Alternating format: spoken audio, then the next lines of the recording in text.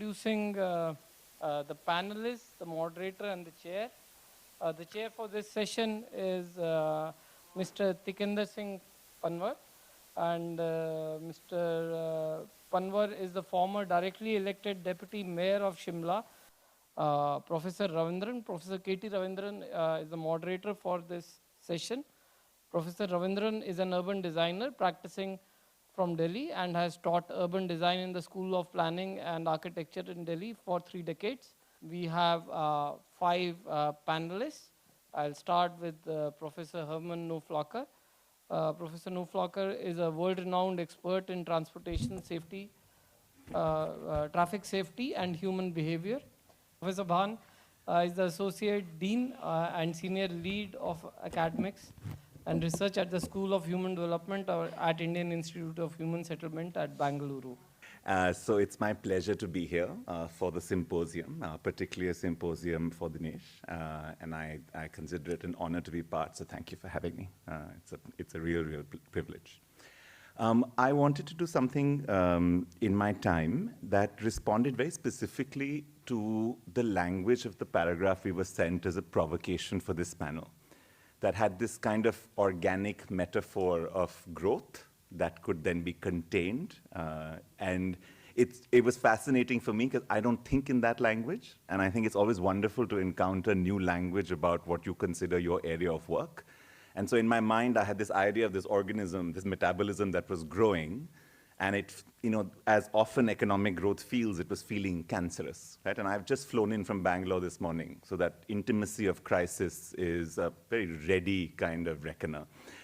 But I was also thinking a little bit about the second part of that paragraph that talked about how Indian cities had grown up with informal logics, that they had been unintended. Jay Sen, long time ago, wrote about the unintendedness of Indian cities. And I couldn't understand if that sentence was meant to be a problem or an answer. And that's actually the only thing I want to talk about, is to think about whether the existing fabric of our cities is a problem or a way to begin to think about how to live different kinds of urban lives and different forms of urbanism. And so I want to say just 3 things. The first is on this idea, hidden behind the idea of sustainable urban areas, around what our horizon is. This question of growth and degrowth. I understand the desire to slow down growth. I understand the ecological imperative to say current levels of consumption are unsustainable. I understand that there is a sense that our economic development pathways cannot be salvaged in the Anthropocene. This is not the time of industrial capitalism. At the same time, everything that I do, that Dunu does, that Tikender does, that Katie does, that Darshini does, and many of us do, are also about places where growth has not yet happened. And so I am uncomfortable with the language of degrowth when you work with workers whose growth opportunity, whose growth story is yet to be written, whose aspirations for livelihood, for wage enhancement, for consumption are not the aspirations that got us into unsustainable consumption patterns. So I struggle to think about saying, what does the idea of degrowth mean for cities where a majority of residents actually never experience basic material dignity?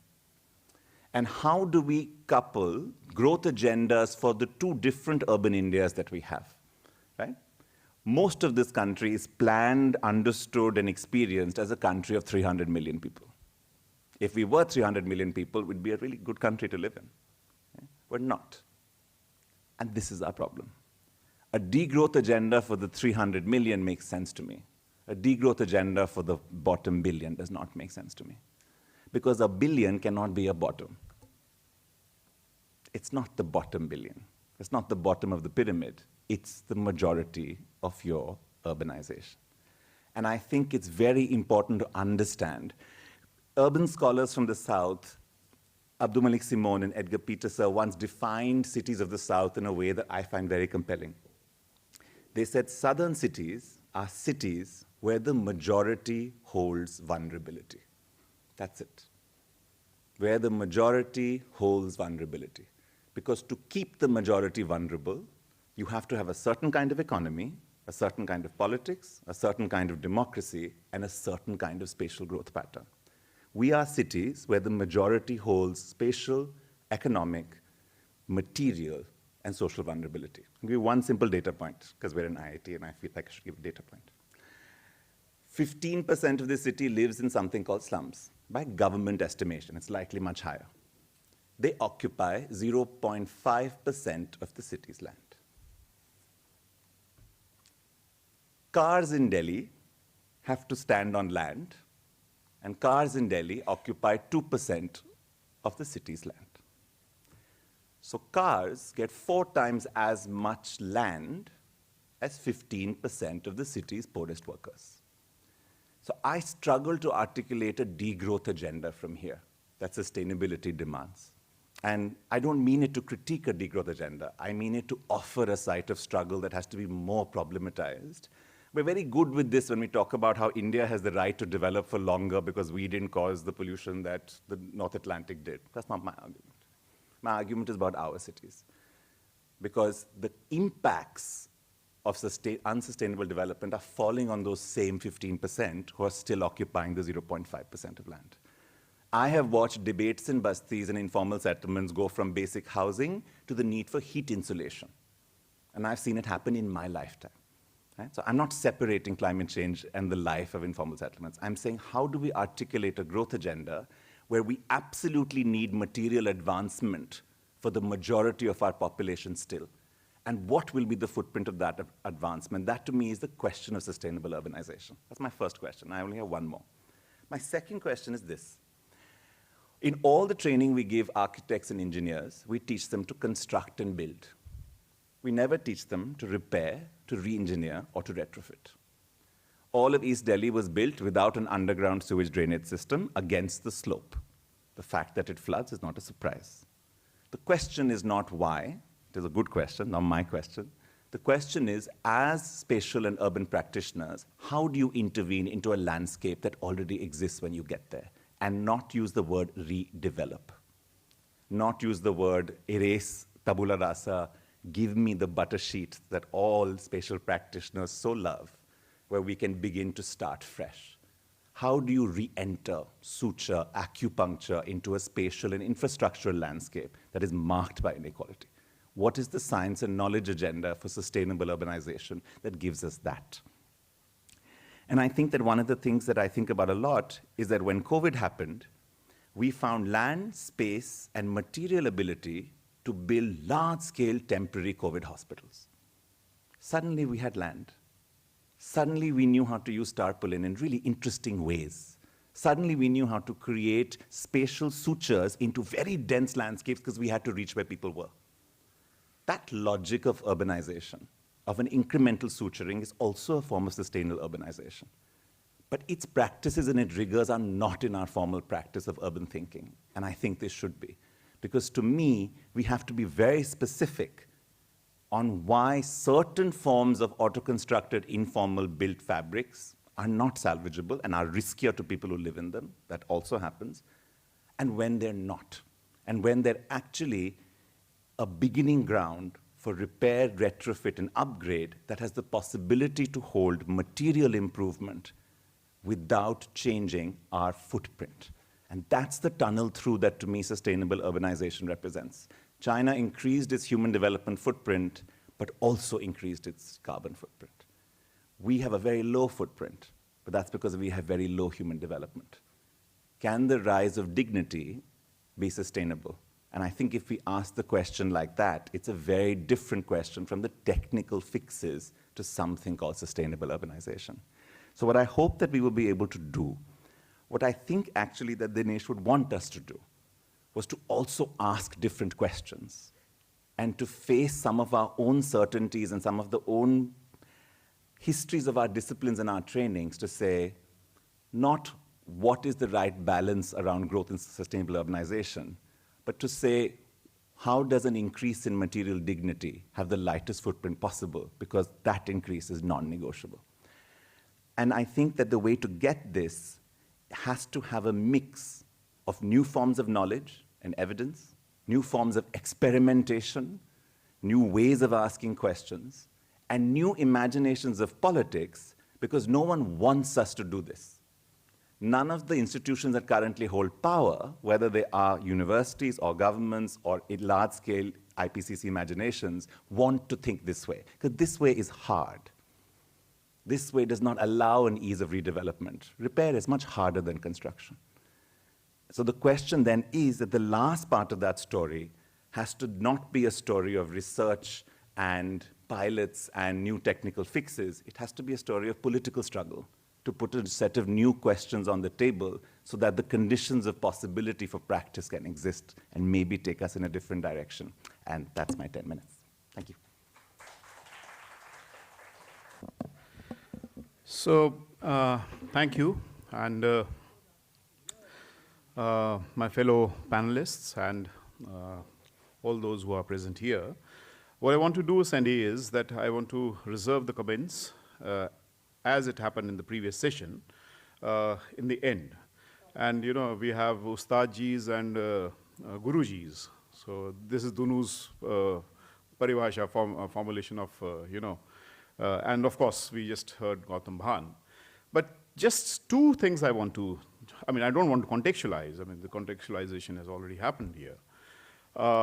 But first, happy Onam to all of you. And this I thought I must share because, as a continuation of the previous session, when we were speaking about diversity, we should know that Onam is the return of the Mahabali. And who is the Mahabali? The Mahabali is an Asur king.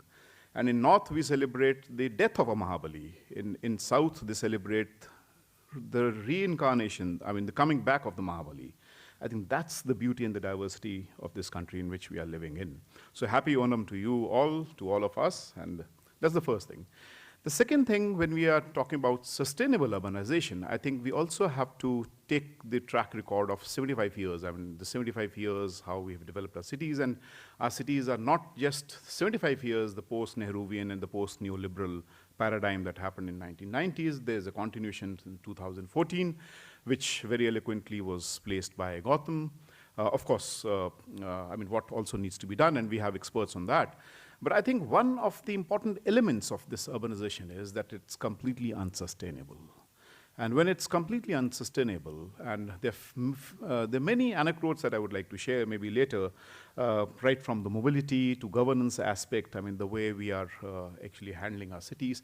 And Gautam, just one thing, I'm not sure, because you said 15% of the population lives in slums, but we have that, the so-called Bible on the slums, the UN report, that says more than 50% of the urban population is in slums. Yeah, the government data. So it's 15 or 50. So we just can understand it's far beyond the population even of the United States. So I think, Sandy, let's continue with and then probably once we have finished, then probably I'll just take them. Thank you so much. Yeah. Thank you. Professor Mahadevia is an Associate Dean.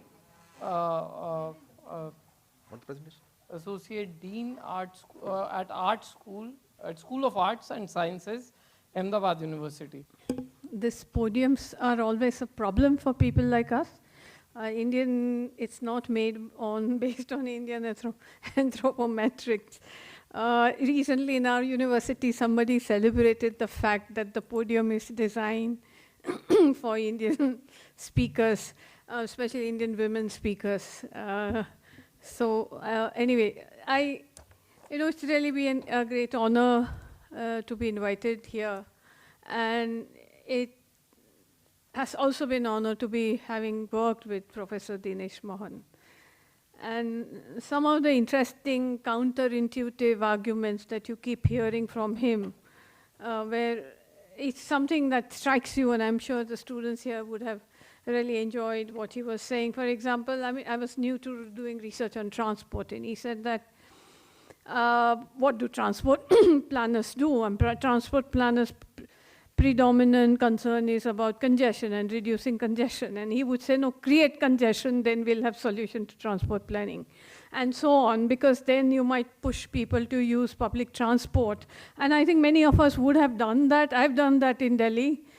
Because you have a whatever train or flight to catch, and that you know that you might get stuck on the road, so you by force use metro and reach which is something good which has happened, at least the public transport, the airport and railway stations are connected by public transport, or at least metro train. But in cities that I come from, Ahmedabad, we have a public metro rail coming up. We don't know where it's going and whom it's going to sort of cart on the way.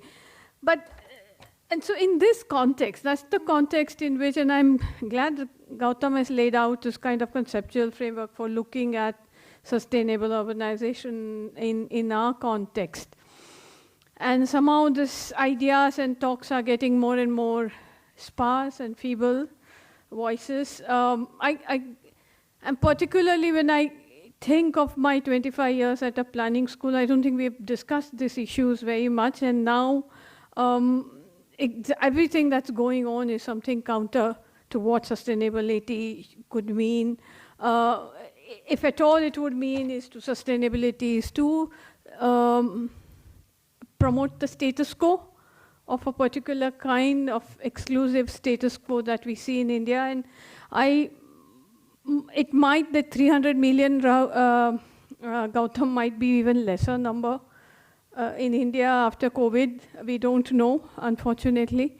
And so we don't know for whom the cities are being done, whatever is being done. I also come from a city and state where we have elections coming up in December, so we know kind of projects which are being inaugurated. Every week there's some project which is being inaugurated. However, I'm also, in a way, a city from where all the kind of new urban projects are being thought of and planned, and the planner is also located in the city from where all the projects in India are coming up. What I see broadly it's also a connection to the earlier session. And what we see going on in the cities, we find two broad characteristics of what's going on in the cities today. One is what is called speculative real estate, which is basically speculative urbanization, very, very concentrated projects, and which are then celebrated in the name of what is called development. If you go and talk to any planning department in any state now, and you talk about land for public amenities, we need land for, and given the floods and other climate change impacts that cities are going to see, we need massive lands for such green and blue infrastructure and public spaces. And if you go and talk about it, then the whole idea is that what is the value that you capture out of that land? And the whole idea of giving public land has more or less gone out today from the planning vocabulary. And development is how much of money you can generate out of land. And large number of grassroots level planning officials in the planning departments and state governments are fully bought into the idea of the new idea of what is development. Largely, and it's happening, that form of development is happening in multiple ways. It's happening through what we call affordable housing on the periphery, where the real estate new frontiers of real estates are being opened up.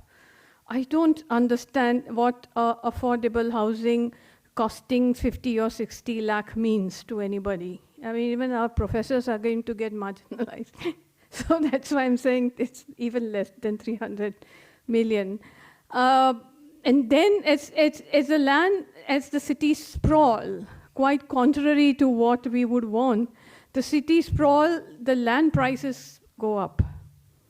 Rather than the conventional economic idea of land, increasing supply of land, meaning prices will drop. It's Ricardian economics where land rent theory kicks in, and as the city sprawl, the prices go up. And that's whole intention of what planning is doing today.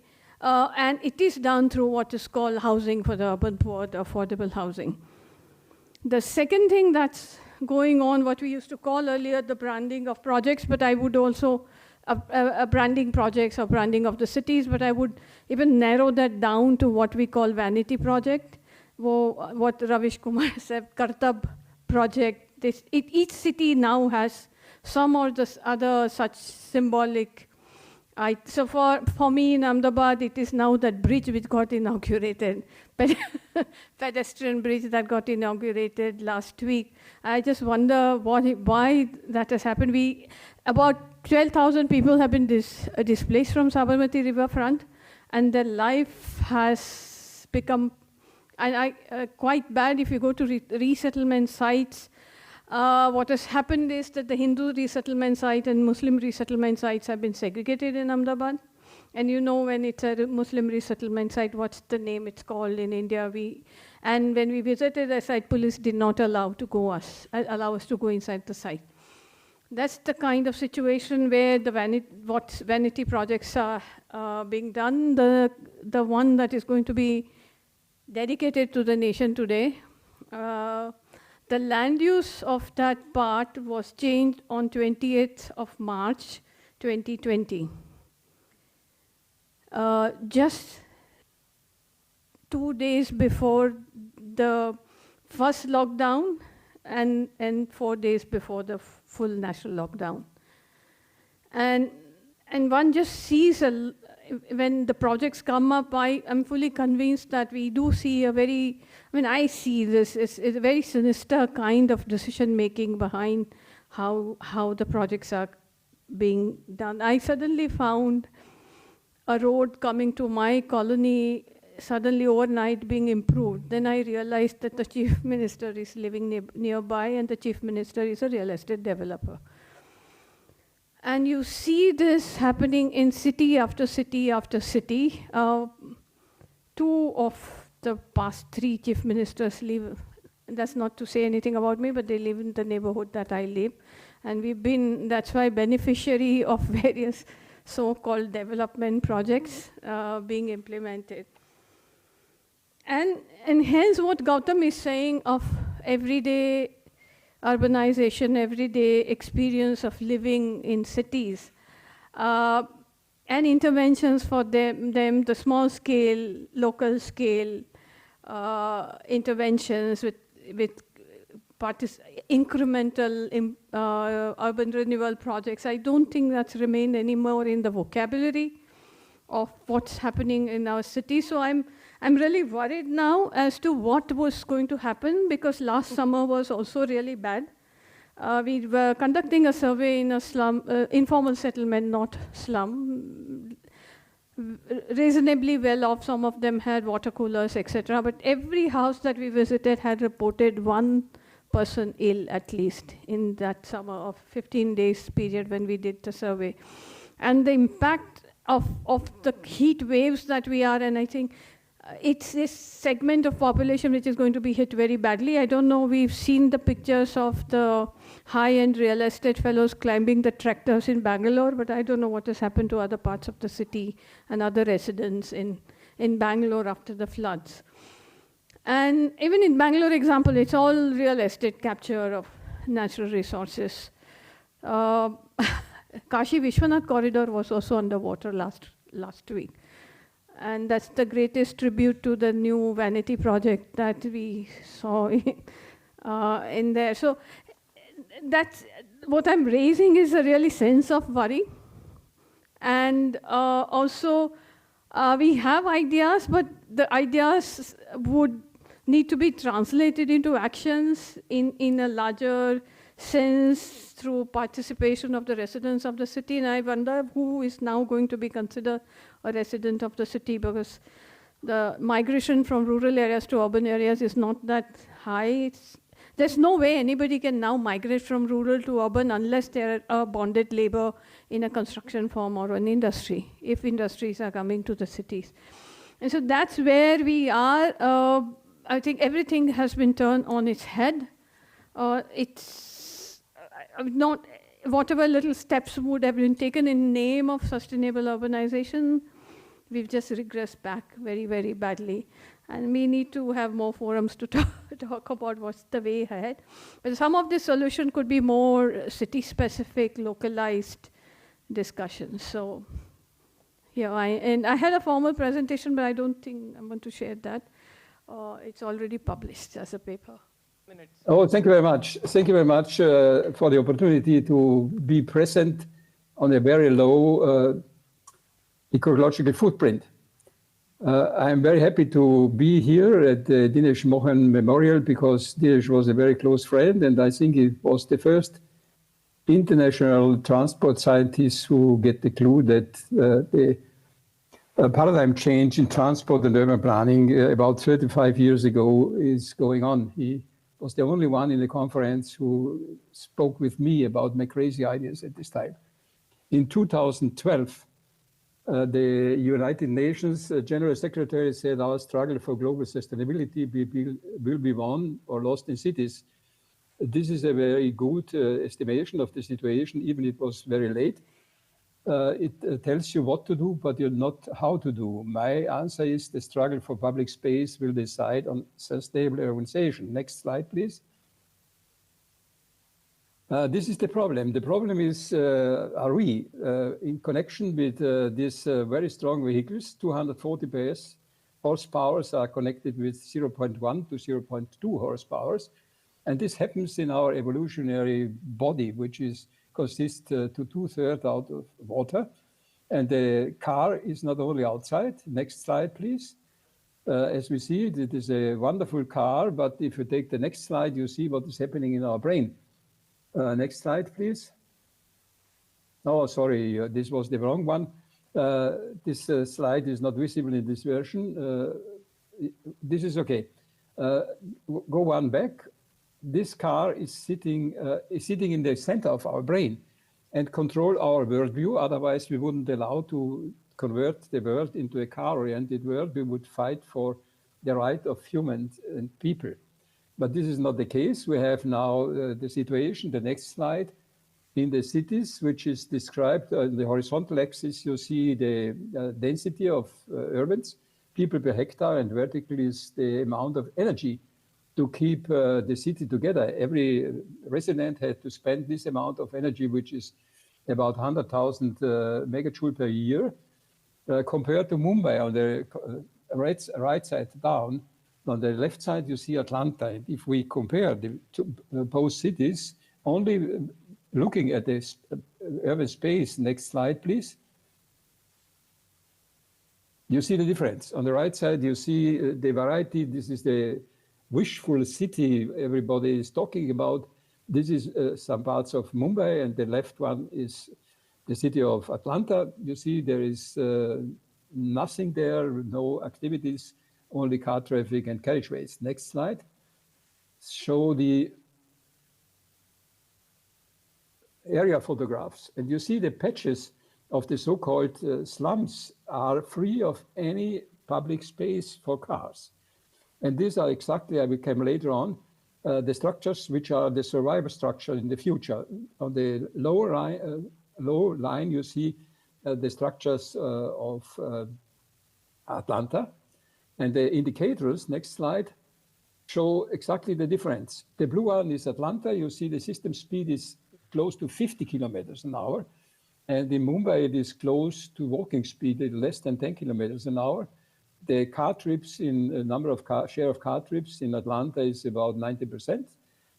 In Mumbai, only less than 10%. And the pedestrian trips in Mumbai are dominating with more than 50%, while in Atlanta there are only few percent pedestrians, which means if you take out additional energy, external energy of these two cities, there will not happen very much in Mumbai, but Atlanta will collapse. The city don't exist anymore.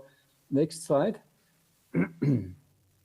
This is the reason, because this is the use of space for cars, and you see the big area cars are occupying only for parking is 10 times more than 10 people are needed for free movement. So if we remove cars from the public space and from the city, we give the freedom of safe and healthy movement for pedestrians, cyclists, and even for public transport. And if we allow cars to drive even only with 30 kilometers an hour, they occupy a space which can be used by about 75 people walking and the same amount of slow moving cyclists. On the right side, you see the energy use, which the energy is used to speed up and to produce thread for the driver itself and for everything around him. And you see the difference. If we take out this energy from the city, the thread is disappearing and the speed is going down and coming low. Next slide, please.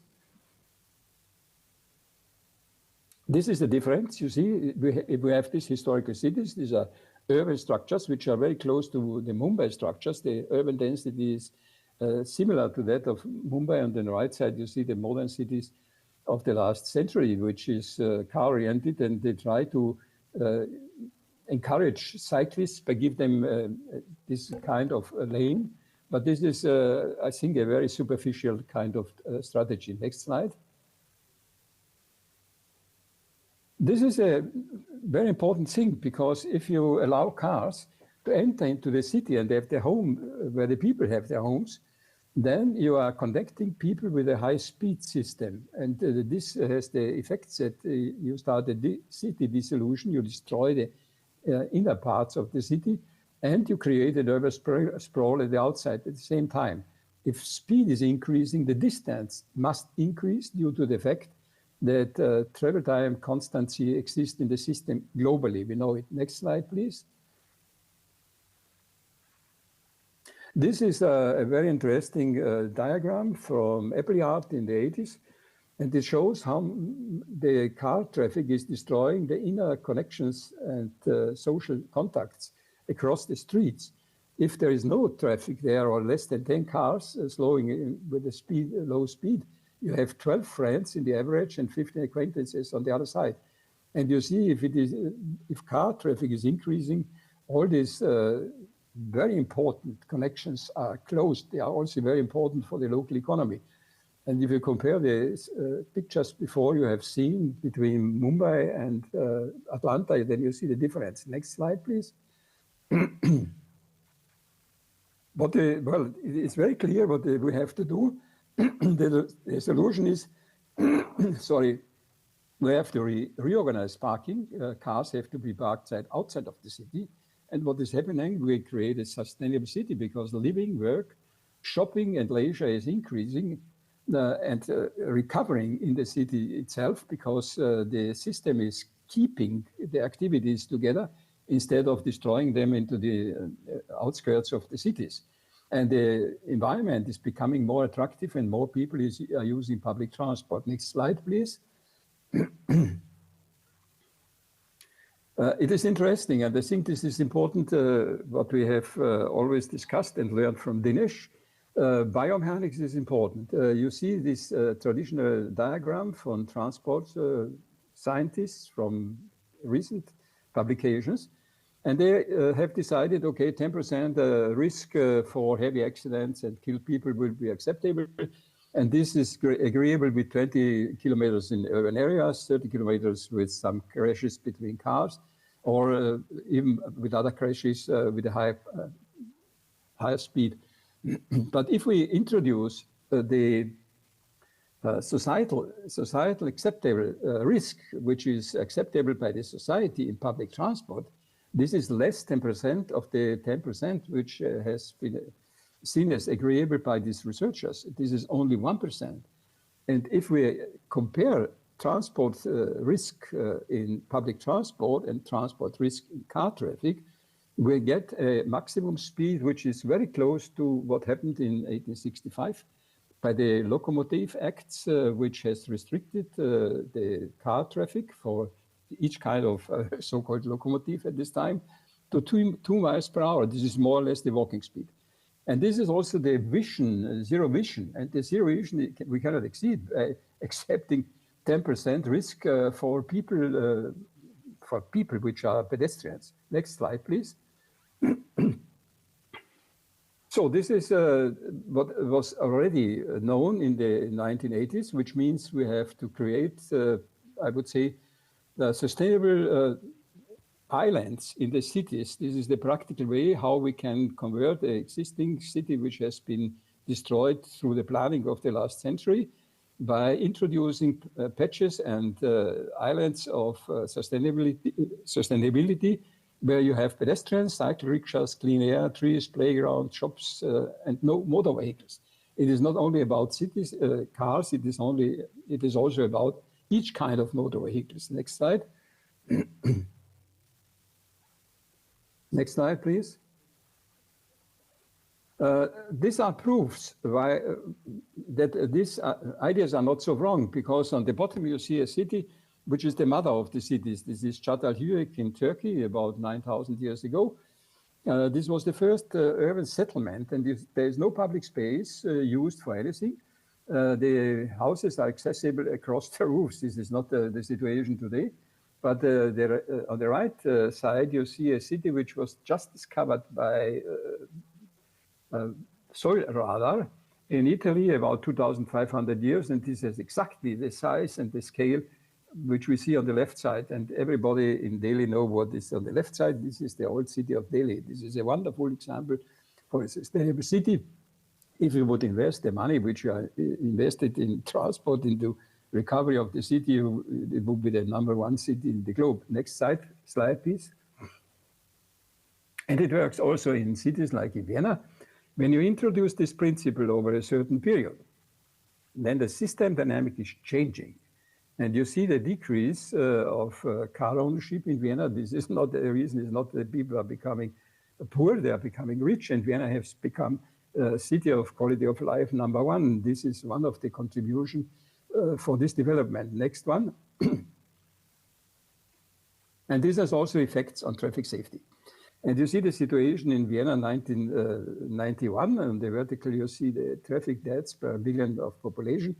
And by implementing these measures, Vienna is now down, where you see it in Vienna 2013. This could be kept since then. Next slide. Well, sustainable organization is possible as long as it doesn't exceed the ecological carrying capacity of its area. And the society is willing to do its part to maintain the community infrastructure. I think this is the last slide. Maybe one is more. One more? No. Thank you very much. Professor Stevenson, for your opening remarks. Professor Mark Stevenson is an epidemiologist and Professor of Urban Transport and Public Health at the University of Melbourne. Thank you. Great. Look, it's an absolute honour to be here at this memorial symposium. Dinesh is a close friend and colleague to many of us, and we certainly miss him, and I miss his brilliance and his ability to think outside the box and his perspective on lots of attributes that I've been working on for many years, and I would always enjoy the opportunity to pit a number of ideas with him and for him to be very frank in response to what I might be proposing, or supportive, and often supportive and terrific. So what I'm going to present now is just a few slides around some work we've been doing looking at sustainable urban areas. And it fits really nicely with what Gautam has just highlighted, saying his second point where he was highlighting the need for repair and retrofit. I think that is something that we need to embrace in a huge way. And what I'm going to outline here are just a few projects that we've undertaken in our research lab. The first that I did in collaboration with Dinesh and Gautam. And then the others are just projects that I have done, being very fortunate to be able to travel and collaborate with colleagues around the world. So urban agglomerations are in crisis, and I could spend an hour or more, or many hours, talking about this. And really what I'm doing here is just highlighting a few points just to give an illustration to that. And the first of those points is the air pollution. We've just recently finished work looking at 700 cities around the world, pre-COVID and COVID, and quantified just the magnitude of transport emissions associated with air pollution. And it is phenomenal. It is killing 4.2 million people globally a year. And so when we think about sustainable urban areas and we think about transport and sustainability, we must prioritise air pollution. The next is food insecurity, and I often go to meetings, public health meetings, and it comes to the fore, but many other meetings it doesn't. And this is another significant concern with our urban agglomerations, is that arable land is being used now for urban housing, transport, infrastructure, and the like. And it is leading to, and this is certainly a significant issue in low-income countries, but it is becoming increasingly a significant issue in high-income countries and the socially disadvantaged in high-income countries. And this is a concern that we need to grapple with under the umbrella of urbanisation as well. The other is around inequality across peri-urban and urban areas in our large cities. We're seeing this in Australia, where the access to health services is very, very limited for those residents who live in peri-urban areas. The access to transport systems is almost nil in cities like Melbourne, the most livable city in the world. Mostly when they come to visit, they travel this sort of 10k radius around the city where there is public transport. But you go onto the peri-urban areas of that city and it's nothing like what you would expect it to be. And so really what we refer to often in the urban realm is talking about the complexity. And our cities are highly complex organisms that need to be dealt with in a way and with an array of tools that we haven't typically used in the past. We need to understand that transport clearly interacts with our health system, it interacts with our education system, our housing system, all of the social systems and services.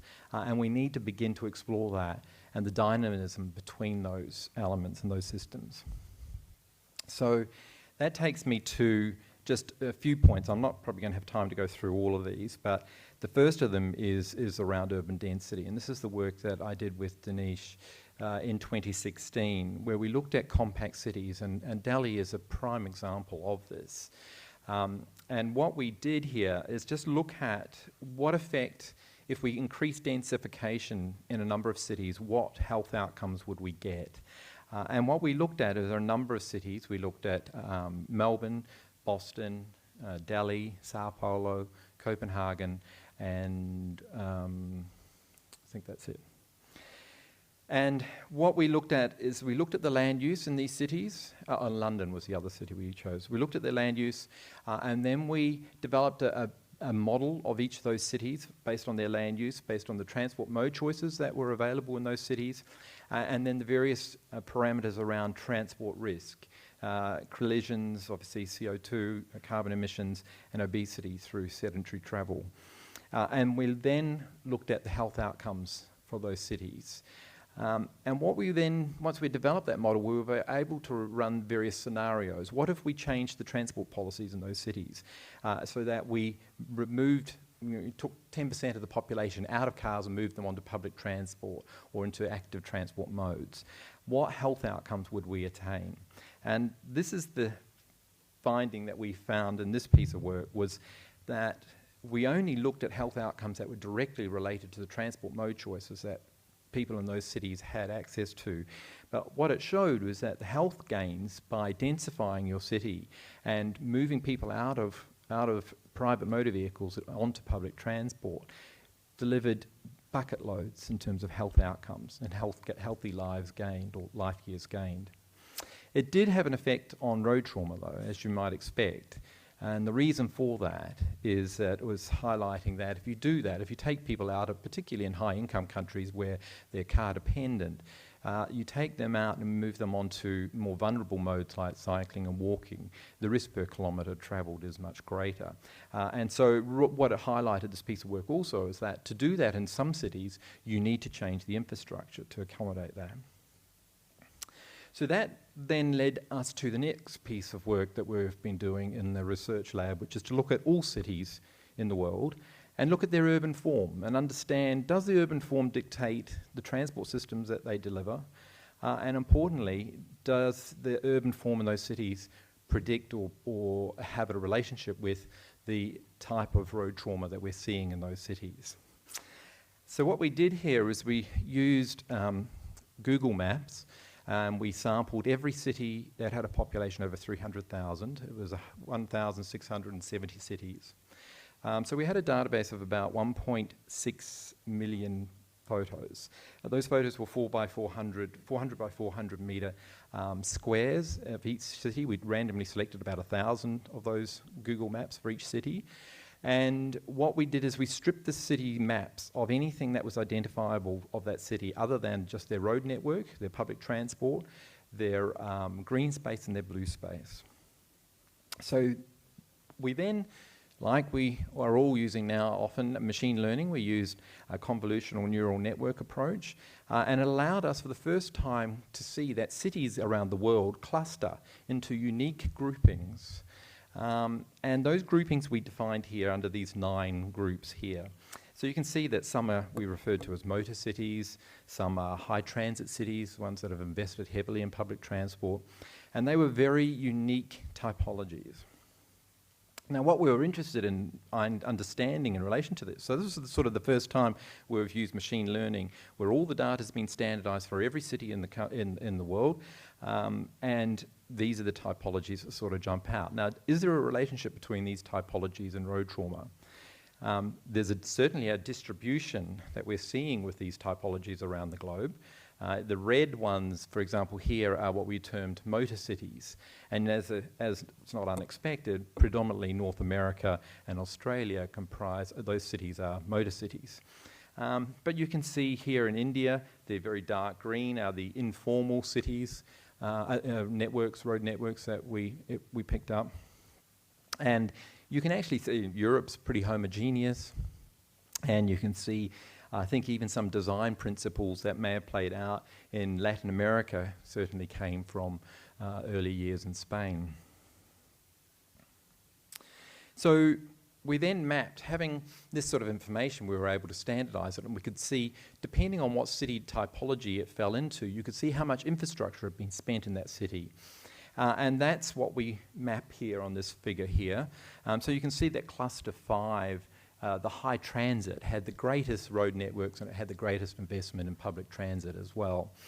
And you can see it varied considerably across the 9 clusters. When we then mapped road trauma, levels of road trauma in each of those cities across this figure, you begin to see an interesting pattern that arises, and it gives us some insight around sustainability. It gives us insights around how might we retrofit our cities to reflect a transport system that's going to provide safety and mitigate the levels of trauma that we're currently seeing. And so you can see here that clearly the best performing in terms of road trauma were those cities that fell within the cluster 9, the high transit, and that's not unexpected. That's sort of, they've got the very high-end road networks, and they've also got the extensive high public transport. But if you were to invest based on this figure, you probably would start investing a great deal more into cluster 6, which is the intense. Is it intense? I can't see. Intense cluster, which the city that reflects is, just to give you an image of what it means, is Tokyo. Tokyo has a massive investment in transit, in public transit, but it doesn't have the extensive road networks that some of these other clusters cities had. And it flicks well into our compact city idea as well, that sustainability appears to, in this instance, for the 21st century, to focus much more around compactness and public transit in terms of providing safe and sustainable forms of transport. So that then took some of our work now through to urban adaptation and the work around retrofitting and repair. And this is some work I did when I was on sabbatical in Barcelona, Maria's hometown. And many of you, and it was referred to yesterday by Dr. Samatran as well, in relation to the superblocks. And this is a brilliant example of retrofit.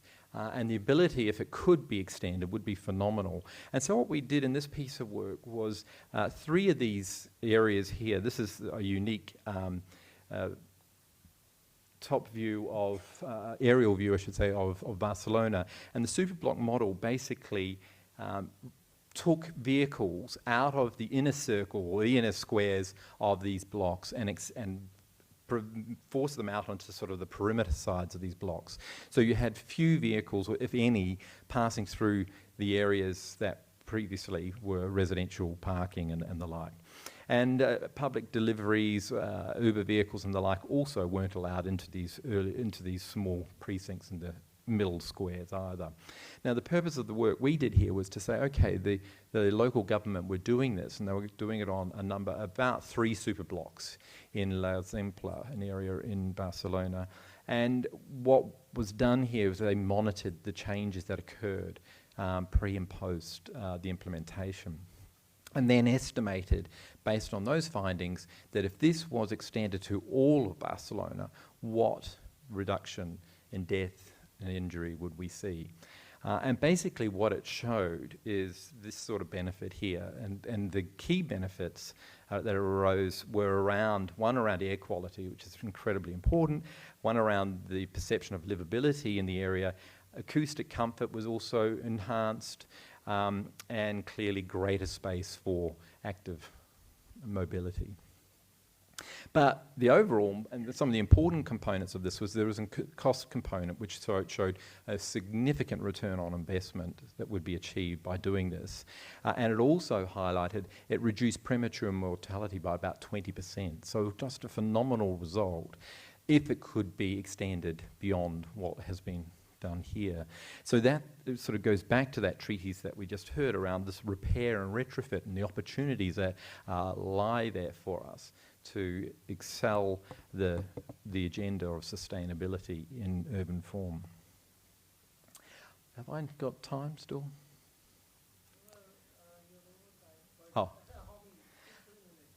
Okay, so then I'll just go on to the next piece of work then, which is also about retrofitting. It's about saying, okay, it's going to take us some time to get everyone out of cars to ensure that we have sustainable urban areas.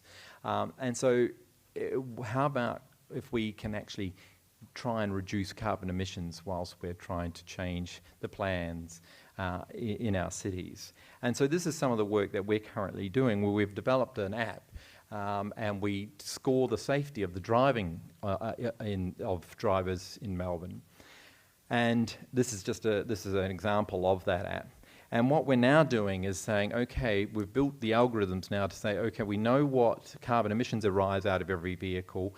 We know some of the tailpipe emissions from those vehicles. We also know the life cycle emissions from those vehicles. Why not feed that back to the driver to also see if we can change their driving behaviours and thereby reduce emissions?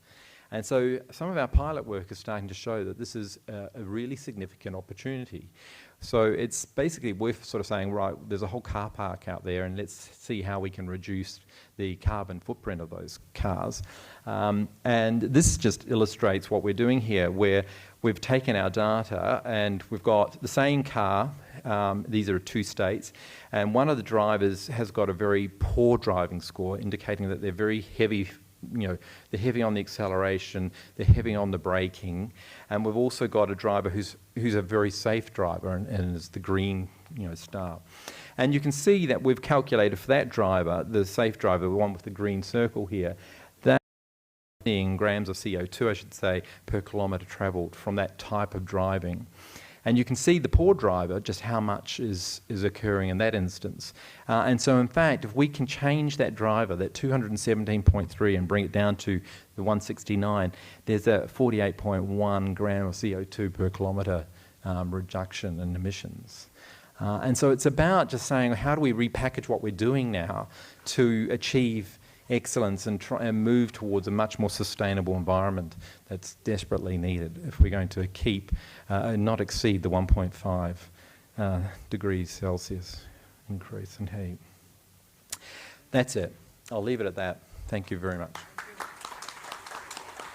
Dunu Roy is a chemical engineer by training, a social scientist by compulsion, and political ecologist by choice. So I have only 2 minutes, so I'll try and condense it as much as possible. Yeah, I can take more? Okay. One of the endearing things about, or memories of DM, everybody calls him Dinesh, but he was GM to many of us, was his very mischievous smile. I don't think he would be very happy seeing this mean machine, but he would certainly have a good chuckle at the intriguing title, which is very misleading. The point of putting that machine there is to remind us of the first principle of safety, which is if it is dangerous, don't ride it. And that should apply to all high-speed roads and all high-speed cars. If they are dangerous, don't use them, don't produce them. That having been said, DM's two passions were boots on the ground and the vulnerable road user. But that leaves us with, and I'm trying to go back to yesterday's discussion, to nudge you to think beyond your silos. It's very easy to say vulnerable road users, but who are they? What do they do? Dinesh or DM, for him the two favorite ones were the cyclist and the pedestrian. But it still doesn't answer what they're doing on top of that cycle, or where they were walking and why they were walking. So these are some of the other visions that we have of the vulnerable road user.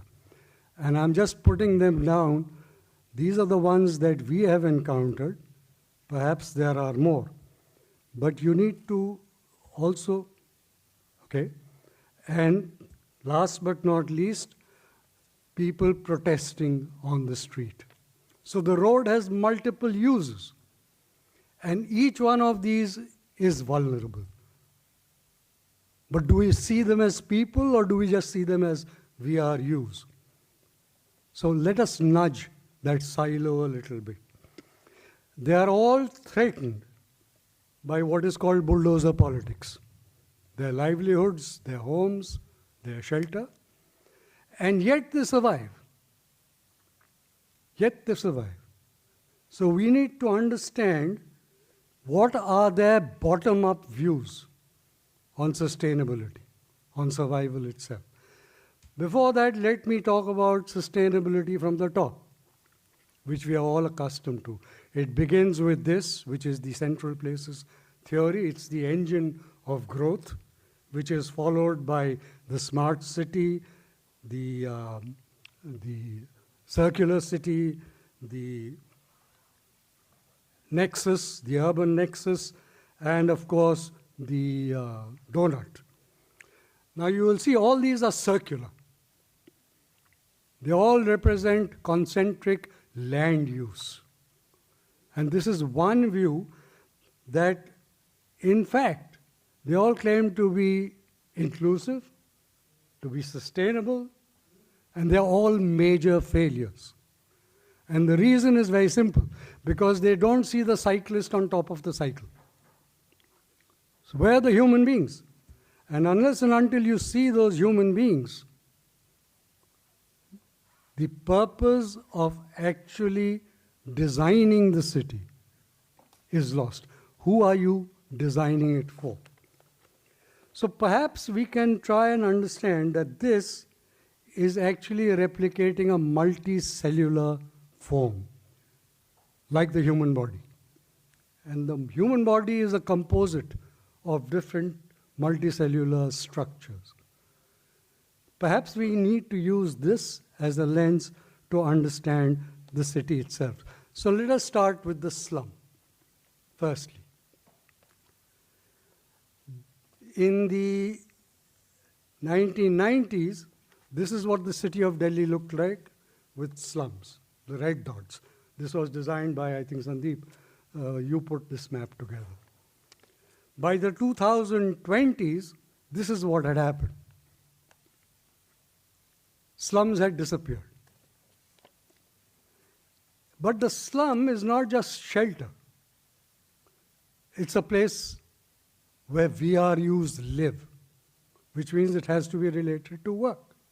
And if it is to be related to work, then the question is, that they nucleate a certain territory of work. If I take that territory as walking distance, it becomes a 3-kilometer circle around the slum. A diameter of 3 kilometers, 1.5 kilometers is supposed to be walkable. Supposing I reimpose that. So these are the circles you will see on those. And this conceals the fact that actually the slums which disappeared were resettled to the peripheries. These peripheries, now if I put that 3-kilometer circle around each, what you begin to see is a city which has spaces empty of labor. So we are beginning to see the genesis of a labor use plan, not a land use plan, if we consider people as the center of cities. And if we do that, then perhaps we will also see how slums are living entities which have a trajectory.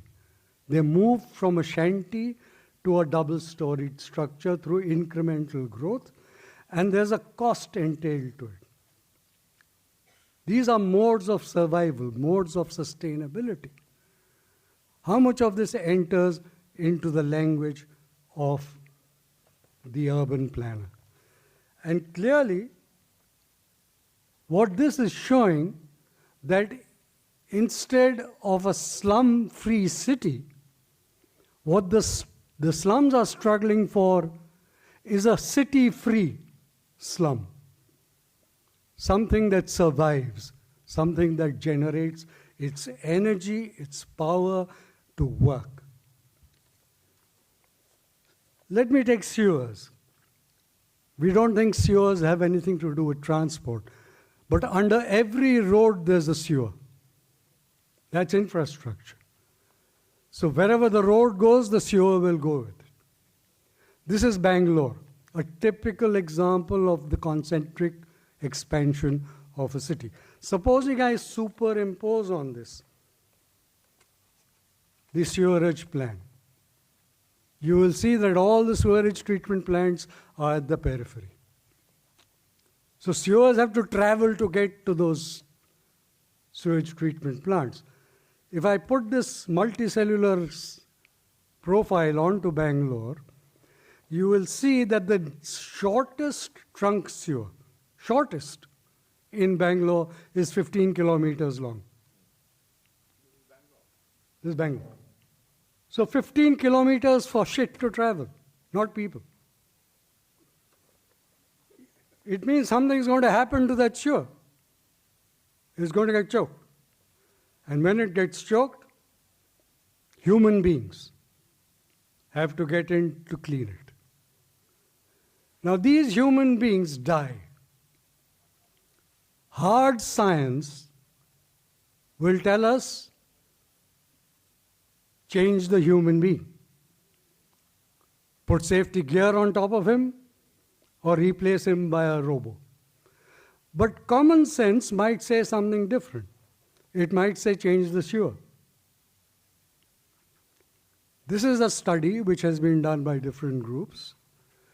And what the sewer does is takes fecal matter from the intestines and put it back into larger intestines. They are both free of oxygen, they are both free of sunlight. So in the sewer, you're going to get anaerobic decomposition. That is what creates toxic gases. But if you look at aerobic decomposition, which is what nature intended for shit, in the presence of air and sunlight, then you will see that speeds of decomposition are much faster and they are much cheaper. So the challenge, therefore, is take a 3-kilometer circle of Bangalore. How do you design a sewerage system or a waste disposal system which is above the ground and leads to local disposal sites. These are technical challenges which are not taught in IITs. Because we want the shit to disappear. We don't want to see it.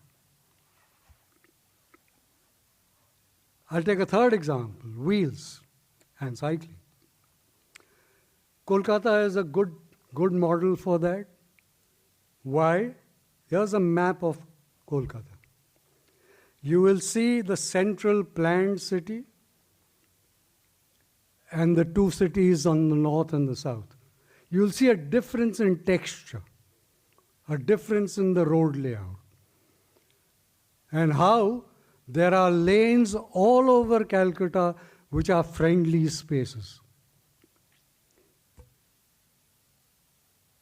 A study done by Switch On tells us that cycles multiplied tenfold in 7 years.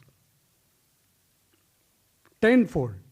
In spite of a ban on cycling by the Calcutta Traffic Police.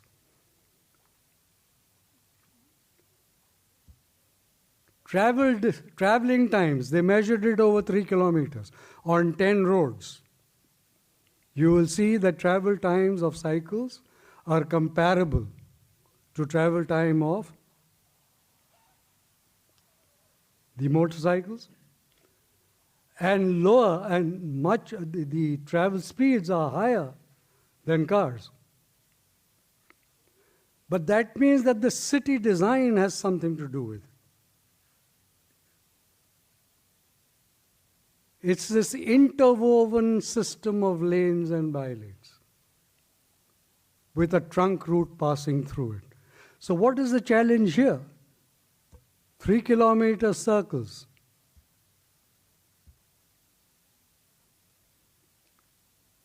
You will see that every cell in the city, it's possible for cycling to take place. But what is required is a cycle lane on the main trunk road, which provides interconnectivity between cells. So these are design challenges. How many people will respond to that? And finally, the climate. The planet. Nice blue and green. But many people look at it as land to be claimed. And it's a capitalist claim, which is no longer confined to land, it's extending to water and to outer space. But if I put a cellular structure on that, then that claim to property is probably as misleading as the title of this presentation. Why? Because if I take, this thing kind of, if I take data from the World Population Council, the greens represent the per capita carbon dioxide emissions, per capita, not total nations. And the reds represent those that are non-sustainable. India is somewhere in the green. India in a clutch, or what are called developing nations. Developing. The rest are, of course, all developed. Now, in that, we have a monocellular model. Because this is what the developed keep telling the developer. That if you want to pass through the same trajectory, you have to follow us. If I take Greenpeace, the study by Greenpeace, and add the tons per capita of carbon dioxide and population figures, we see that India's low per capita emission is primarily because of Indians who earn less than 8,000 rupees per month. But this is a 2007 figure. Currently, it would be about 23,000 rupees per month. It's those people who lower the per capita income, and they, incidentally, happen to be 90% of the population.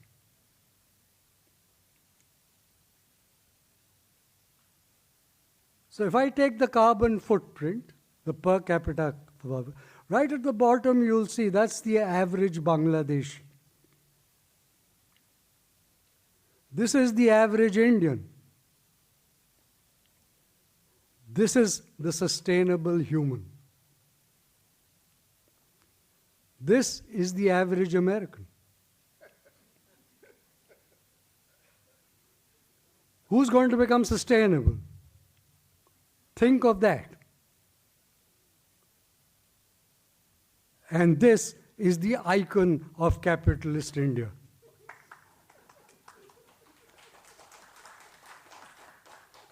So who do we emulate? Who is our role model? My time is up, so I can't tell you any more stories. But to conclude, I have to conclude, so please don't clap yet. One, there are a few lessons that come through. That sustainability is part of every multicellular organism, except human society. However, within human society, multicellular planning is possible, provided that society wants to survive. Who pursues multicellular planning? The vulnerable road user. It's their practice. It's their day-to-day life. Their mission, therefore, is to lead the way. I declare it as their mission. They may not have said it yet. However, they face major political problems in doing so.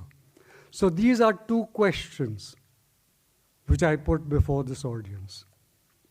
And these are questions which must go to every public intellectual, which is, are you willing to theorize? And if not, will the VRUs do it themselves? Now I can think DM would either be frowning or chuckling by the end of this. I hope he would be chuckling. But how about you?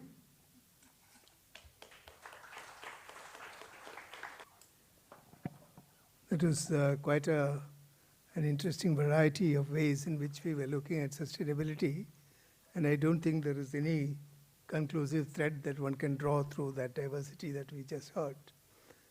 Many of them, of course, focused on transportation, many others looking at people. So I just want to bring out some 2-3 general principles that we need to look at when we are talking about sustainability. I see that no one has talked about the SDGs, the Sustainable Development Goals of the UN. I think I would like to bring that up because I think SDGs are kind of a big progressive step towards sustainability compared to UN's own old way of looking at sustainability. Firstly, it was seen as simply that the resources that are handed down to us is to be handed down intact to the future generations, okay? So that was the first viewpoint about resources. Now the SDGs have reversed that. That's why it is important that we look at the SDGs. SDGs have reversed it by refixing its gaze on people rather than on resources. If you look at the 17 SDGs, you will find that most of them pertain to quality of life of human beings, and it's not so much about resources and their, how we protect our resources and pass it on to a future generation. The first thing is that when it makes this jump from resources to human beings, it also simultaneously makes the jump in terms of time. It is not talking anymore about future. It's not talking about future generations. It is talking about the here and now, why we need to do it now. That's why even India was a signatory to this, this declaration on the SDGs, I think back in 2017. And we are now ranging at the lowest end of the SDG performances, India. Anyway, that's a different issue. I will not go there. The second important issue is that if we look at, we need to look at sustainability now from one more step ahead, that of climate change and resilience. I think the most critical thing that we need to do is to ensure that our cities are resilient to mitigate the problems of climate change. Not to actually reduce climate change or not even to kind of combat it, because it's not possible to combat it. It's already, the forces are already unleashed. There's no way we can go and prevent melting of the North Pole from happening. It's not possible for us to, just by saving fuel and energy and water, etc., we are not going to be able to reverse anything at all in climate change. At the most, we can attempt is to build resilience in our own communities. We know today that when the floods happen in cities, the most impacted are the urban poor. Not only because all their habitations are usually hugging the ground, and their entire houses go underwater.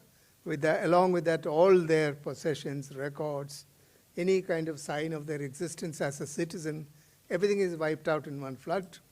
Besides that, all their places of work are also on the ground. So it's also a major impact that they have in terms of workplaces that they actually survive on. So how do we build resilience in these conditions is a major, major factor that our cities need to look at. And I'm afraid we have not looked at it. Why haven't we looked at it is differing reasons in different cities. And I think that will call for a different discussion. Now, the third important point that I think we need to emphasize on is that we need to now shift our gaze from the skyline of cities to the floor of the city. We are looking at the skyline of a city is a direct reflection of the level of capital that flows into that city. Okay?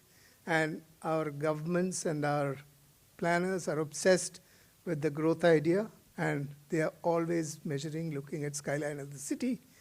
Every city is aspiring to become a Manhattan. And every new city that you find being built in all these places like Middle East, etc., are all looking the same because their gaze is on investment. I think we need to reverse that gaze to the floor of the city. What is so important about the floor of the city? Floor of the city is what Dinesh Mohan called boots on the city, which Dunu just boots on the floor, which just Dinesh Mohan's quote, which was just taken up by Dunu right now. Because it is on the floor of the city that people walk and cycle. Because it's in the floor of the city that there is building up of social urbanity. It's the place where people encounter each other. It's the place which brings down the speed of the city. It makes places for children and old people and all the vulnerable groups. That's where the focus needs to now shift from the skyline of the city to the floor of the city. So these are the few points which I wanted to make. Now I'm sure we'll have a very interesting open discussion. And I'm a little confused about the role of the moderator, frankly. So I'll refrain from playing that role, and I'll go back to my seat.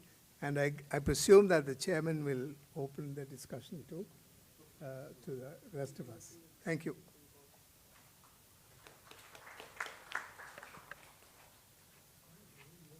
Is it?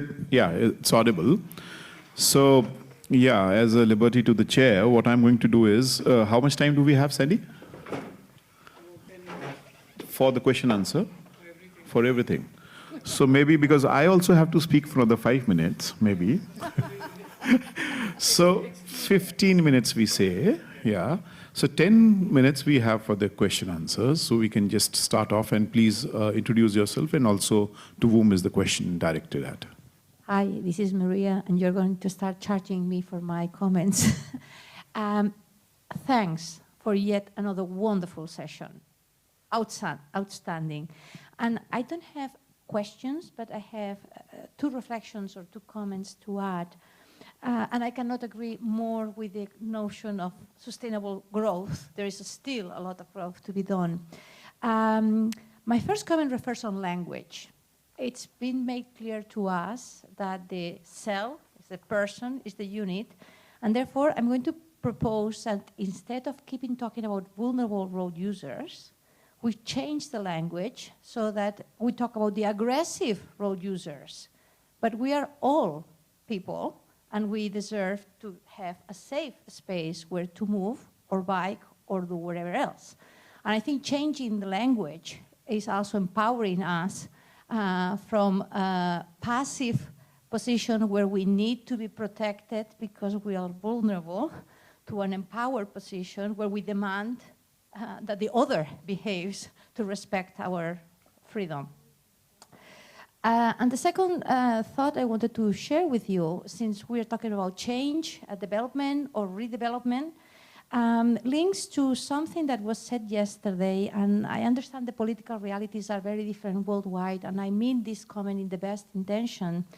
But yesterday we were told democracy is slow to develop, but more permanent. In current circumstances, that's not true anymore. Decisions get adopted and unadopted in 3-year cycles. But more importantly, democracy rarely takes us to sustainable development. And I want to put the example of the Super Apple in Barcelona. Mark knows firsthand that this idea was voted against by the citizenship.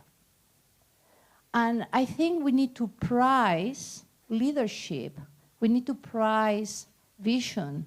And I think that if we are all here in the memorial of Dinesh, it's because we also value the leadership and the vision and having the facts right so that when the opportunity arises, you can present and make your case and get the support of a politician. And so just be mindful that it will not be by convincing the voters that we get this growth or this change. We just need to convince the key person who will believe in the project and move on. And in this particular case, I wanted to make this clear because the super apples took a lot of democratic voting against. Okay, thank you. Let's take all the questions. Okay. We'll take all the questions. I'll request you to keep your questions very brief, and you can mention who it is for. Ranjit. Hi, Sandeep, I think I got the mic. Okay. So. Sorry. This is for Gautam. So I enjoyed your talk quite a bit, but it sort of confused me because of all the things I heard over the years. One of the things that when we were doing, like I used to work in the industry before I came here, is that Indian development, high density development, is not the right type of densities. Right? So that's where they talk about transit-oriented development and talking about redevelopment to ensure that we get the right kind of densities that also includes placemaking and improves livability. While you're saying that redevelopment is not the solution, repair and is the solution. So what is it like? Do you believe in transit-oriented development, or how do you want to look at that? Either Gautam or Darshini on the issue of sprawl, because I think isn't that a Western idea that as the city expands, it's low density, car dependent, whereas Indian sprawl, is it really sprawl? I mean, geographical expansion isn't technically sprawl, or are we interchanging those two terms? Because often our peri-urban areas are also quite dense, a lot of informal settlements. They're not necessarily car dependent. They may be public transport underserved, and so often then that is filled in with IPT, etc. So I think maybe we should have our own concept of sprawl or territorial expansion versus that. And just a quick comment if Dunu wants to respond to that. But I think that the idea that, we are sustainable because it is true, of course, that the poor are consuming a lot less. But I think that's just because we have a snapshot of where we are today. Every person at every level of economic strata essentially wants to move up this ladder, wherever that ladder takes us. And so every poor person who's walking wants to buy a motorcycle, everybody who's got a motorcycle wants to have a car, everybody who has a house wants to install. So in a sense, we're only where we are just because of where we are. Yeah. And we will soon go to that complete unsustainability. Perfect. So nothing to celebrate about the fact that the poor are sort of keeping us sustainable. So, Gautam, I think we start from you, and then, because ma'am, you also have a question, maybe then we can finish.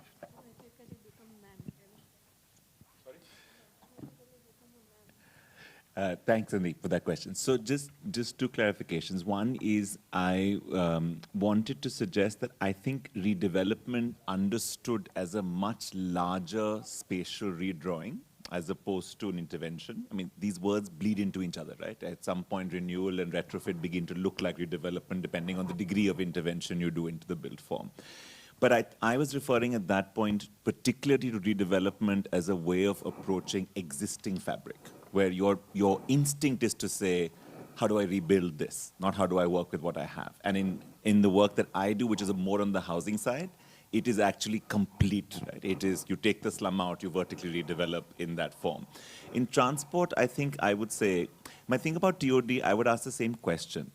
I am suspicious of the idea of redevelopment because to me, the intention about it does two things. It fronts the built form and its economic value more than its use value in terms of the mixed uses that form has. So a lot of the TOD work that I've seen, for example, will talk about affordable housing along a transit corridor, and it will measure affordable housing in the unit size, and it will fight between 30 and 40 and 50 and 60, depending on where you are, right? To me, that's not the way to understand the affordability of housing, because the unit size actually is not determining why someone lives there. And the kind of mix that we think about never first says what's actually happening on the corridor, because a lot of what's happening on the corridor isn't happening legally, isn't happening in registered enterprises, isn't happening in licensed enterprise zones. So you start seeing a TOD imagination, and it looks at the cadastre, and it looks at the map information. It maps the enterprises you're meant to see, and doesn't map the enterprises you're not meant to see. Because it has to. By law, how can you map the enterprises you're not meant to see? You can't, as a public planner, do it. So there, in a lot of that TOD work, what you get is you're trying to enter a transit corridor through a built landscape, which is an economic and spatial landscape together, and you're able to read it either as property or as economic activity. And then you have to classify the economic activity in the ones you recognize and the ones you don't.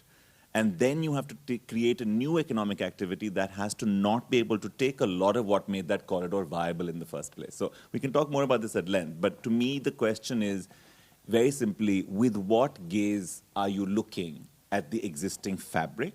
And are you looking at it as a fabric that is both economically and spatially determined? And if you do that, are you able to capture all the values along that corridor, and not just a certain set of values that translate into a certain developmental imagination of TOD? I haven't, in my experience, seen enough of those values actually being able to fit into the TOD definition of value creation. And that's where my discomfort comes. But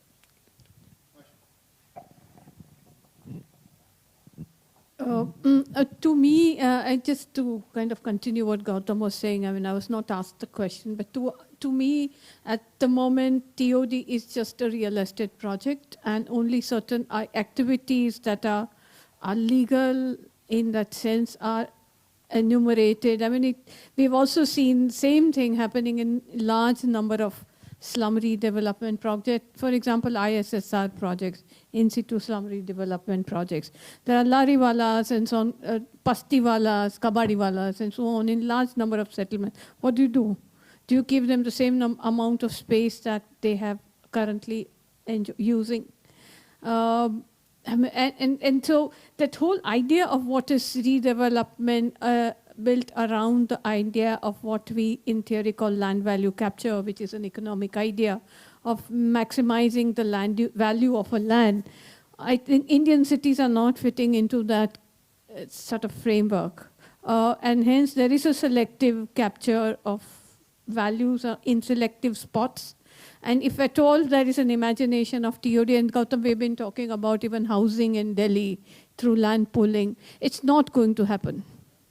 It's just not going to happen. It will happen in spots. It is not going to be, although the imagination is of a corridor, there's going to be no corridor. If you start transforming land parcels, which are there, there's enormous complexity. I mean, it's not in Delhi, but in other cities where lands are privately held, there's enormous complexity of land ownership.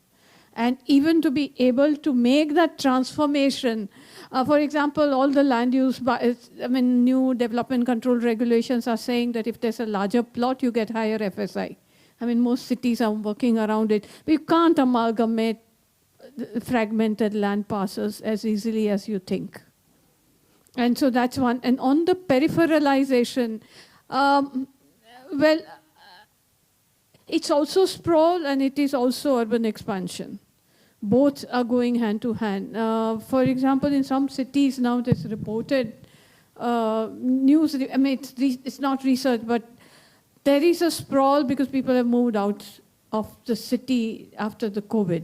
And these are extremely low density, large residential gated communities. I mean, I can report that on the periphery of Ahmedabad, for example. So cities might have their own structures, and but to be able to sprawl, you need to have money. So the cities that have money are sprawling, going out. And cities, so it's the second tier, so where would Mumbai sprawl? Or Delhi sprawl, but Ahmedabad can sprawl because the triplands are not so very high. And so when you sprawl, you create gated communities on the peripheries, and these are large parcels of land. It's just not possible to now put in public transport systems in some of this area. So part of the city, I mean, there's no uniformity about a sprawl. Somewhere it is expansion and there could be public transport. In some parts of the city, it's not. So cities are segmented, so we can't really have a uniform way of kind of framing the discussion around that. Okay, great, thanks. So, Sandy, I think, Dunu and Katie also, maybe 2 minutes each here. Another question, direct question. Direct to? Dunu, no? Yeah, maybe 2 minutes.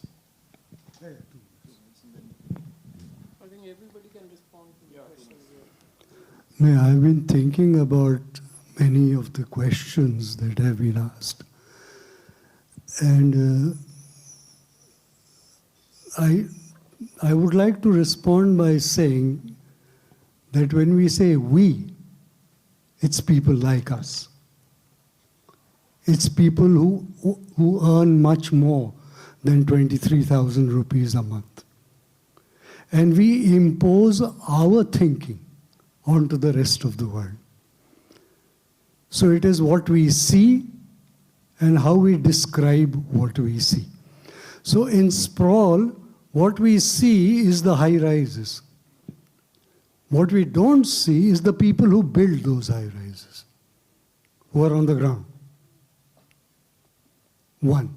Secondly, when we don't even see them, we tend to impose our values onto them. Ranjit just said, and it's a very, very, it's so conservative that I can't even begin to describe it. Everybody wants a car. Well, I don't know. I don't know where this vision comes from, that everybody wants a car. At least the people I work with, they don't want cars. They just want to be able to get to work. We have used language, I fully agree with you, it's so pernicious. We call them vulnerable road users. By using the word vulnerable, we actually socially denigrate them. It is this very road user who walked home 1,000 kilometers during COVID. 1,000 kilometers. Vulnerability, what are you talking about? This is strength, this is, capacity, this is survival. If we don't use words that describe people as they think they are, we will continue to describe them as we think they should be. So we need to change our language, I agree. Did you want to make 2 minutes? Okay. No, I'm fine. I just wanted to add a comment to the idea of the sprawl. I think in normal planning parlance, the plan precedes the investment. Okay, that's why we plan. Yeah? But in the case of India, the investment precedes the plan. In most cases, it is land speculation in the peripheral areas, which actually lead to the master planning of those areas. And I fully agree with you that we don't have that same kind of suburban kind of pattern where a car-dependent population is living in the periphery and all the people who are not dependent on cars are in the center, and therefore you get a kind of chaotic conditions of rickshaws and so on and so forth. Now, if you take the case of Delhi, Delhi's suburb is Gurgaon. Delhi's suburb is Noida. It's actually the flight of capital from the city. And because the opportunity that the larger city provides, the economic opportunity that the larger city provides, is capitalized on by new investments in those areas. And then planning follows. Gurgaon, as you very well know, was not planned at all. It was just completely ad hoc, corrupt land practices kind of product. And it still remains so. And now they are superimposing a plan on it. So this is an unfortunate tragedy of Indian planning and investment. It's a longer discussion, so perhaps we can take it up on another occasion. Thank you. So I'll make the final comments. Can I say? Podium. Can I say something? Okay. Yeah. Responding to Dunu, vulnerability is now being viewed as invulnerability, the environment that creates vulnerability. Instead of focusing on the vulnerable, the environment that is vulnerable. So that is shifting focus from the user who is vulnerable, but the blame is not on him, the blame is on the environment, and vulnerability is the term that is coming up. Okay. That's one. Number two, we have no economist in the panel, but DM used to say very often that we keep talking about GDP to grow and to keep growing, and all policymakers or politicians want that. But the only thing that keeps growing in nature is cancer. Not all So want that. if you want GDP to keep on growing like that, I'm just quoting DM on that. So there is a problem how we look at and tell our policymakers what needs to be done. Mark showed a slide of a spaghetti junction. Globally, it is now known that flyovers like that are not at all sustainable. Yet, every day, all over the media, all over the cities, we are seeing them happening. And there are very few reports, but no advocacy that is going on as I would expect it to happen. There are places where flyovers are being broken down because they have been shown to be non-sustainable. And yet, in planners' minds, it continues to be there. Okay. Okay, thank you so much. So, yeah, we're running short of time. And so, but Dunu, I really envy you here. I mean, 40 years when I was young, you was the same. I mean, still you're the same. I mean, I don't know where you get this energy from. But, yeah, so, oh, that also is to tell you that you are getting old. Yeah.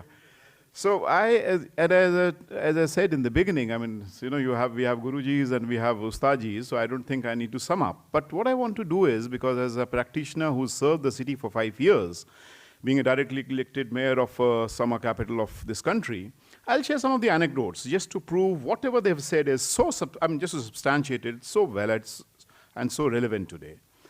So not going to go into the generic of this whole situation, but one thing which Gautam, I think I would like to, emphasize is, I mean, the prism and the lens through which I see this whole process of city development, city making, is the accumulation of capital. I mean, whether it was industrial capitalism, I mean, there were key players, and now it's, the fourth generation, I mean, the fourth revolution, the Internet of Things. I can easily see, because that's the time when we were entering into the smart city phase, and you had companies approaching the cities and telling you, you do not know how to run the city, we'll do it for you, so just give this city plan, and all that stuff to it. So the first anecdote that I want to share is about the mobility thing, because I did a fellowship from Leipzig. It's a town in Germany, and probably Leipzig is becoming a precursor for all the German cities to make urban mobility free. Now this anecdote is about, because it's already a very high pedestrianized town with very high proportion of cyclists, but still they were handing over of the 8 lanes to more lanes to the cyclists and to the pedestrians. But that's not the paradox. The paradox is that Leipzig sustains its employment, almost 70% of the employment, of the manufacturing of a guzzler called Porsche. So I asked this professor of mine, I said, why are you befooling us? I mean, you are manufacturing Porsche, but at the same time, you're not creating your commensurate infrastructure for that. For whom are you, manufacturing these cars for? And this is, when you were raising this question, he said, for you in the third world. And when I come back to my town, Simla in Himachal Pradesh, I see widening of these 4 lanes. The World Bank has already invested 30,000 crores. So, the vulnerability of not just the people, but also the mountains gets increased. I mean, you can easily understand the kind of patterns that we are building. And so the second anecdote, which we'll probably just try to address, I'm not here to answer questions, is there was this conference in which we had Sheila Dixit, who just lost the election, Delhi election. We had the mayor of Bogota, and I was, sir, you were also there, Dunu sir, why do you forget that? And the mayor of Bogota asked Sheila Dixit, he said, why did you just discontinue this whole practice of BRT? It was not working, there were many reasons for it. But why did you not just experiment it a little more? And that's for the flyovers and all that. So Sheila ma'am said, look, the reason is that, there was lots of pressure from the people. And this mayor was a sharp guy from Bogota. He said, but you have only 14% people who have cars in Delhi. So 14% are people and 86% are not people for you. And actually, if you find, the kind of mobility, because that's when, the third anecdote for that matter, when we were drawing our city mobility plans. So, this whole question of capital accumulation and more capital-intensive technologies, so that the capital-intensive technologies will give a solution to urban problems and will sustain urbanization, I think that is one of the roadmaps with which we have been trudging right from the JNNURM, which was project-based. And I'm not sure, maybe this is too much of an hypothesis, but you see the combination between the infrastructure that is being developed under the smart city bandwagon and urban flooding. Mark my words, there's a very strong relationship between both the things. So when these mobility plans, city sanitation plans, city development plans are drawn, most of these plans in the cities, as a practitioner I'm telling you, because I was serving the city for 5 years, so there is a very strong nexus between large consultants, as Dunu Sahab has pointed out, Ustadjis, who say, you do not know how to run the city, we'll do it for you. I'll cite one example of a city mobility plan called the Comprehensive Mobility Plan for Shimla. And this plan was drawn to attract an investment of 6,000 crores. I asked this consultant, I said, but where is this investment going to come from? The city has a budget of 500 crores, 400 to 500 crores, so where is this investment going to come from? So if you see, the entire genesis of the smart cities is on that. The private capital is going to come. They are going to invest. I'm not sure where this private capital has entered. But if you go through most of these plans, you will find the push is for capital-intensive technologies, the push is for metro, the push is for, occupying the spaces of the pedestrians and whatnot. And this leads me to the fourth anecdote, because I was instrumental into writing the vision document for Leh. And we did it with great, with great pain and, all sorts of interventions. But the tragedy is, once the plan was made, once the vision document was made, and one of, there are many things in the vision document in Leh, from sustaining ecology, footprint, etc., and whatnot, you name, and every jargon is there. But the point is, like one of the interventions which we said, look, you have water from the glacier flowing down to the city. So why don't you tap the glacier water? And it can sustain you throughout the year, and the capital cost of this water would not be more than, say, 7 or 8 crore rupees, sufficient to suffice. But the engineers did not do that, because now you have Suez there. I mean, I was completely shocked. Suez, I mean, one of the largest transnational corporations in water utility, because they want more capital-intensive technologies, they are now lifting water from the Indus instead of getting water through the gravity. And then they'll say it's non-revenue water, you have to raise the user fees and user charges. So the entire process, if you see, this process is actually one of the important elements of this accumulation that is taking place, and fill the amounts of disparity that we find in the cities. So as Mike Devi pointed out very rightly, it's not, of course, poverty is the problem, but it's the urban wealth which is another problem. I think that's, so what do we do? I mean, there are many things that, so I think as a practitioner, because we were part, K.C. Sivaramakrishnan and I, we were there in the National Task Force to review the 74th Constitutional Amendment. I think one of the problems, there are many problems, many ways to intervene, but if you ask me, I think it is the process. The whole process of city building where the people are completely minus. Forget about people living in the slums and all. But overall, it's the nexus that actually decides how the city has to be developed, and no better than K.T. Ravindran can tell you, because they draw a canvas, and that's how in the canvas they draw a circle, and that's how they you create those master plans. And this leads me to the fifth anecdote, because I used to visit SPA for the final year training program. And one of the students, I was the guide to one of these groups, were to study on how do you create homeless shelters. Now, Dunu Saab, very funny thing happened. When I saw the first draft, they are supposed to design and plan our cities for the future. They're very young, budding architects. So the vocabulary was they and us. So, so they and us means people living in homeless shelters, and us means planning for them. You can easily understand this dichotomy that is there. So how do you rectify it? I said, okay, not a problem. So then I asked them to stay 24 hours in that homeless shelter. I said, forget about the design. I'm not a designer. I'm not concerned about your design. Just stay 24 hours in a homeless shelter. The parents took a little shirk. I said, okay, fine. Then I don't remain a guide. You go there. And they said that was one of the finest experiences that they've had. The tragedy is, in this whole process of design, planning, urbanization, the process of participation, the process of participatory engagement of the people, and I would say even ultra-democracy, where they have the right to veto, is completely gone. It was not there even in the Nehruvian period. It was quite top-bottom, but still we had some beautiful towns coming up, cities. But in a post-neoliberal period, it's completely gone, and it's been taken over by the special purpose vehicles where they consider not even elected councils as an entity. So it's a company-based design which is going to decide the futures, And this leads me to the last point, what Samuel Stein beautifully writes in The Capital City, one of the finest planners that the US has produced. He said, we are not corrupt. It's the system, it's this nexus that makes us corrupt. And the solution to that is actually the people. We have to go back to the people, and the people must decide their own futures. How do we create those engagements? How do we create those processes? We have a team number of examples. We have the Sholapur BD workers, housing complex where they have constructed 10,000 houses, 10,000 more are coming up. So we have some of these small interventions, but I think the need is to reclaim those spaces. How do we reclaim? I don't think one size fits all, but I think we'll have to create those processes. Those spaces through different processes. Thank you so much, and it's been a lovely experience. And sorry for being between the tea and to all of you. Thank you so much. Yeah.